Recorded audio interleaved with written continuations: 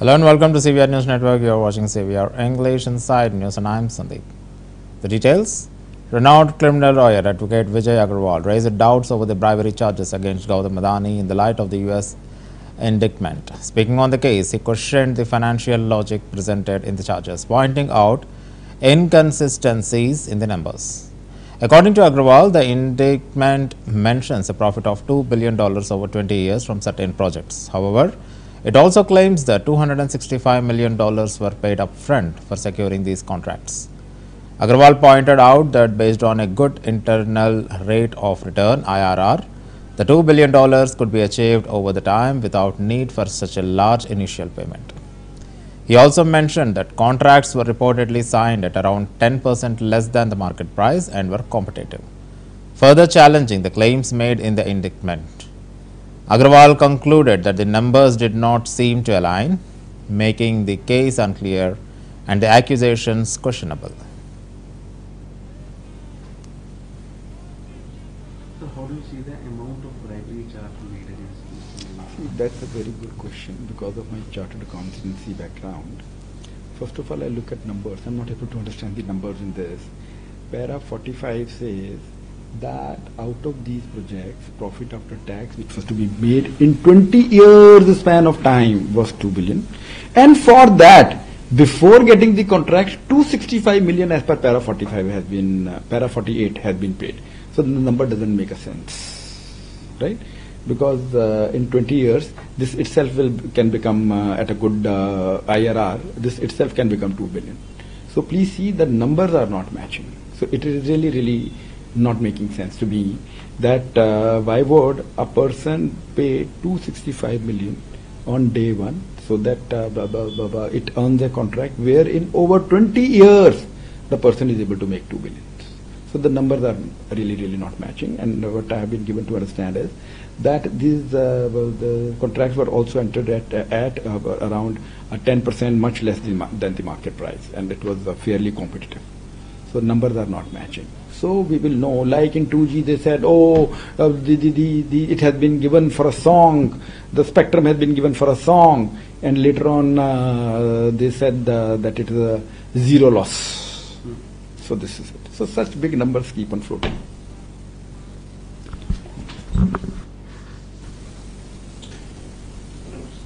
So how do you see the amount of bribery charge made against Mr. Neville? See, that's a very good question because of my chartered accountancy background.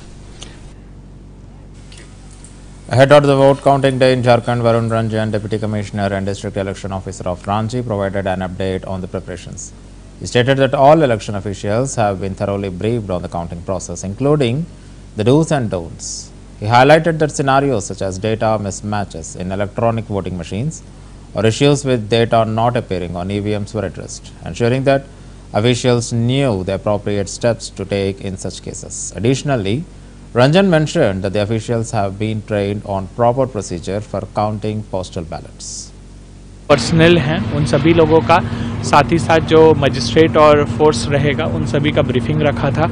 उनको कल जो counting का पूरा process है उसके बारे में उनको समझाया गया, जो डूज एंड डोंट्स है उसके बारे में बताया गया। यह बताया गया कि उनकी क्या रिपोर्टिंग टाइम होगी। साथ ही साथ किसी को भी अंदर जो है कैंपस में काउंटिंग सेंटर के मोबाइल लेकर के आना अलाउड नहीं रहेगा, कोई इलेक्ट्रॉनिक डिवाइसेस लेके आना अलाउड नहीं रहेगा, यह बताया गया। साथ ही साथ वो अपने रिस्पेक्टिव काउंटिंग हॉल्स में बैठे, जहां पे आरओज ने भी उनकी ब्रीफिंग की और पूरा जो काउंटिंग प्रोसेस है उसके बारे में उनको बताया गया कि किस तरह से जो है चेक करना है ईवीएम में जो डेटा आएगा, उसके बाद किस तरह से जो है उस डेटा को आरओ टेबल पे भेजना है, आरओ टेबल पे किस तरह से उसका जो है सो एडिशन काउंटिंग किया जाता है और किस तरह से रिजल्ट वगैरह डिस्प्ले होगा, सभी को जो है डिटेल में है ब्रीफिंग की गई। मोबाइल फोन्स के अलावा और भी कुछ डू एंड डोंट्स बताएं? हाँ, मोस्टली देखिए हम लोग का यही रहता है कि जो इलेक्ट्रॉनिक डिवाइसेस है उसकी एंट्री प्रोहिबिटेड रहती है, तो वो उन लोगों को बता दिया गया है कि मोबाइल फ़ोन्स लेकर के नहीं आएंगे। साथ ही साथ जो काउंटिंग के समय भी जो कई तरह की परेशानियाँ आती हैं उसके बारे में भी बताया गया कि अगर ईवीएम में डेटा मिसमैच है तो किस तरह से उस सिनारियो को कैसे हैंडल करना है, कभी ईवीएम में अगर आपको डेटा नहीं आ रहा है तो क्या करना है। लास्ट में जो मैंडेटरी वीवीपैट के 5 बूथ्स की जो काउंटिंग होनी होती है रैंडमली, उसको क्या करना है। तो इन सभी के बारे में डिटेल से सभी को बताया गया है। साथ ही जो पोस्टल बैलेट्स हैं उनको भी समझाया गया है कि किस तरह से पोस्टल बैलेट्स के वोटिंग काउंटिंग को करना है, किस तरह से क्या क्या ग्राउंड्स हैं जिसके बेसिस पे पोस्टल बैलेट्स रिजेक्ट होते हैं। इन सभी चीज़ों को पहले भी ट्रेनिंग दी गई थी, आज भी जो है सो वो RO स्पेसिफिक, कॉन्स्टिट्यूंसी स्पेसिफिक उसकी ट्रेनिंग दी। पर्सनल हैं उन सभी लोगों का, साथ ही साथ जो मजिस्ट्रेट और फोर्स रहेगा उन सभी का ब्रीफिंग रखा था। उनको कल जो काउंटिंग का पूरा प्रोसेस है उसके बारे में उनको समझाया गया, जो डूज एंड डोंट्स है उसके बारे में बताया गया। यह बताया गया कि Congress leader and candidate from Chandivali constituency, Muhammad Arif Naseem Khan, has raised concerns about an incident involving a suspicious individual. He stated that in the last 2 to 3 days, someone had been inquiring about him. The person appeared outside his office yesterday, but when approached by security guards, they grew suspicious and informed the police. Upon searching the individual's mobile phone, the police discovered coded language chats with some Mumbai locals. Khan mentioned that the police are investigating the matter and he believes the truth will be revealed.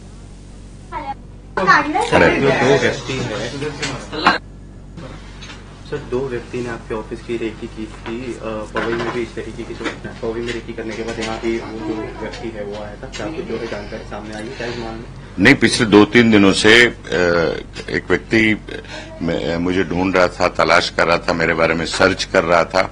ऐसी शिकायत परसों भी आई थी और कल अचानक वही आदमी मेरे कार्यालय के बाहर आया और पुलिस गार्ड ने हमारे उसको रोका और उससे पूछा तो थोड़ा उसके ऊपर शक हुआ। उसकी जो सारी एक्टिविटीज थी उसको देखकर तुरंत पुलिस को खबर की गई। पुलिस ने आकर उसको डिटेन किया है और उसकी जो मोबाइल वगैरह सर्च किया गया तो मोबाइल के अंदर बहुत सारे इस तरह के कोड भाषा में मुंबई का कोई लोकल लोगों के साथ में कन्वर्सेशन और चैट उसके अंदर दिखाई दी है। वो तमाम सारी चीज पुलिस ने देखा है। मैंने पुलिस कमिश्नर से बात की है, उनको भी सारी जानकारी दे दी है और पुलिस उच्च स्तरीय उसकी जांच कर रही है और मुझे लगता है कि जो सच्चाई होगी सामने आएगी। कहाँ से ये व्यक्ति आए थे, क्या इसके बारे में कोई जानकारी सामने आई है? मुझे मेरी प्राइमा फेसी ये बताया गया है, मालूम पड़ा है कि मेरठ से, हरियाणा मेरठ के बॉर्डर से कहीं से वो आया हुआ है और वो लोग 3 लोग हैं। 15 तारीख को मुंबई में आए हैं और वहां की मोटर बाइक साथ में लेके ट्रेन में आए हैं, यूपी नंबर की। तो इस तरह की सारी चीजें अभी तक मालूमात हुई है, लेकिन हर इशू को मैंने सभी जानकारी पुलिस को दी है। पुलिस कमिश्नर से मैंने खुद बात किया है, स्पेशल पुलिस कमिश्नर से बात किया है जो सीपी हैं और सभी लोग इस पे मुझे उन्होंने कहा है कि इस पे जो भी है डीपली हम इंक्वायरी करेंगे और जांच कर रहे हैं और जांच हो रही है।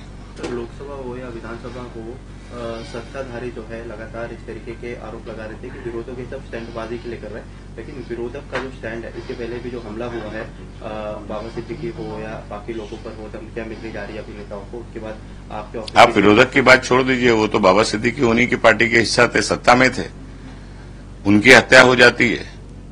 मुंबई की पुलिस को की इंटेलिजेंस फेलियर है, उनको मालूम तक नहीं पड़ता है। मुंबई पुलिस का सिस्टम ऐसा हो गया है कि घटना घटने के बाद पुलिस जाती है।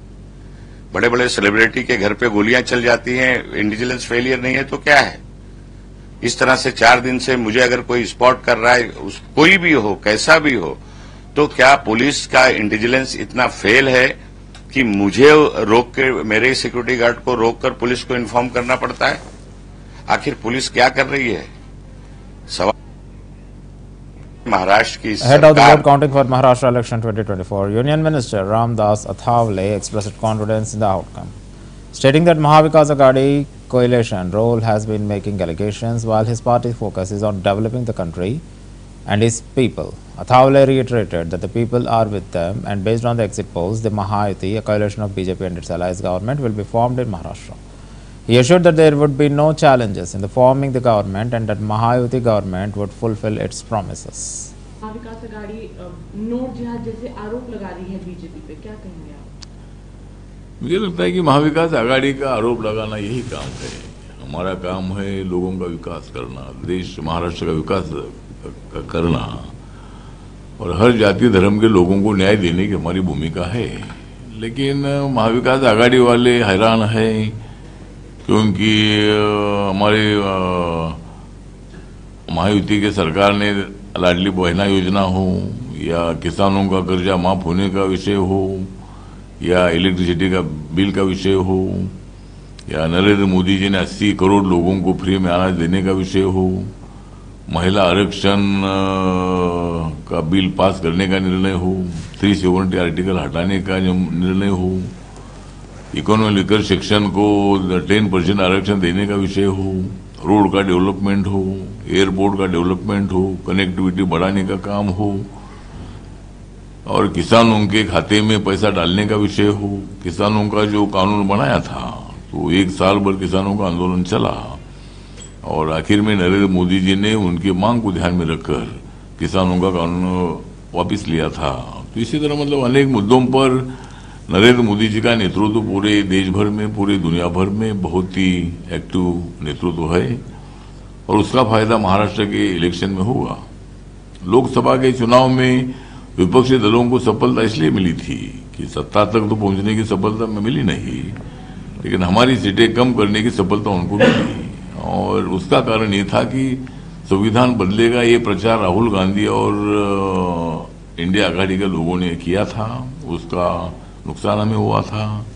दलित वोट हो, माइनॉरिटी का वोट हो, तो जो हमें मिलने वाला वोट जो था वो हमको मिला नहीं था।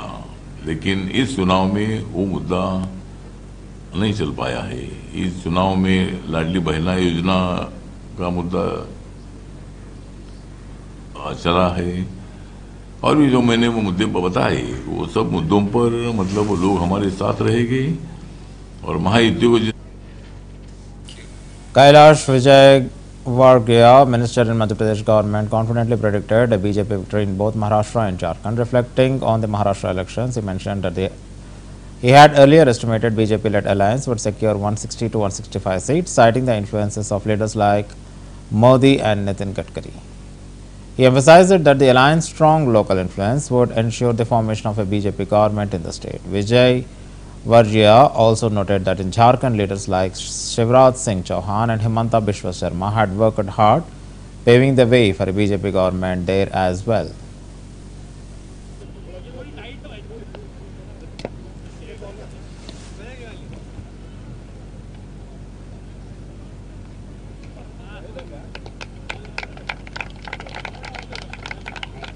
क्योंकि उसमें स्टेमिना लगता है और वही स्टेमिना जीवन के अंतिम समय में बड़ा काम आता है। तो मैं सब फुटबॉल के खिलाड़ियों को बहुत बहुत बधाई देता हूँ, शुभकामना देता हूँ। नगर निगम के लिए एक बार ताली बजा दीजिए, इतना भव्य आयोजन में कर रही है। और हमारे देश के प्रधानमंत्री नरेंद्र मोदी जी जो खेलों के प्रति बड़ा समर्पण था, हर खेल के प्रति बहुत बारीकी से देखते हैं। तो मुझे कहते हुए गर्व है कि जब से प्रधानमंत्री बने हैं तब से हमारे यहाँ ओलंपिक में कब चाहे स्वर्ण हो, चाहे रजत हो, चाहे कांस्य हो, सब आने लगे हैं। और अलग अलग खेलों में कभी हम सोचते नहीं थे, हम खाली हॉकी तक सीमित थे कि हॉकी में आ जाएगा या एक आध 2 गेम में आ जाएगा। अब तो हमारे खिलाड़ी एथलेटिक्स के हर खेल में राष्ट्रीय और अंतर्राष्ट्रीय स्तर तक पहुँच रहे हैं। कुश्ती में हमने देखा कि हर साल 2-3 मेडल तो आते ही हैं। ये सब हमारे देश के प्रधानमंत्री की खेलो इंडिया के माध्यम से गांव तक खेलों को पहुंचाया और गांव के खेलों को भी प्रमोट किया। हम बचपन में सित्तोलिया खेलते थे और सित्तोलिया का पिट्टू खेल संगठन नाम हो गया। तो सित्तोलिया को एक नियम और कानून में बांधकर एक राष्ट्रीय खेल हो गया। उसकी राष्ट्रीय स्पर्धाएं हो रही है आजकल। तो गाँव के खेल को भी प्रधानमंत्री जी ने बढ़ावा दिया और बाकी जो परंपरागत खेल थे उनको भी बढ़ावा दिया। मैं इस अवसर पर खिलाड़ियों को बधाई देता हूँ, शुभकामना देता हूँ। अच्छा खेलिए, हार जीत की चिंता मत करिए, अपना उत्कृष्ट खेल का प्रदर्शन करिए। Jalaj Sharma, the district magistrate of Nashik. Sir क्या कहना चाहेंगे, नासिक में कल काउंटिंग होने वाली तो उसी और किस तरह से नियोजन किया गया? नासिक जिले में 15 मतदार संघों में सभी जगह काउंटिंग की तैयारी पूरे कर ली गई है। सभी जगह स्ट्रॉन्ग रूम में ट्रिपल लेयर की सिक्योरिटी लगाई गई है और सीसीटीवी कैमराज में 24/7 कवरेज रखा गया है। उसी के साथ जो सभी उम्मीदवार हैं वो केवल या फिर उनके प्रतिनिधि इनके लिए किसी भी टाइम मॉनिटर करने के लिए व्यवस्था की गई है। उसी के साथ ही जो सभी टेबल और काउंटिंग हॉल है उनका अरेंजमेंट पूरा कर लिया गया है।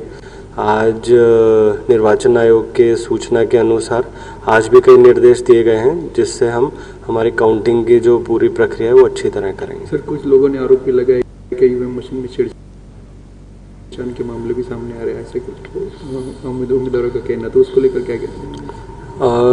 कई उम्मीदवारों ने ईवीएम से छेड़छाड़ या फिर बदलने की जो कंप्लेंट्स लिए हैं हम उनको राइटिंग में ले रहे हैं और उनकी हम क्लैरिफिकेशन विद प्रूफ जो है हम वो इशू कर रहे हैं। जानबूझकर वो आरोप लगा रहे हैं, ऐसा आपको नहीं लगता क्यों लोग?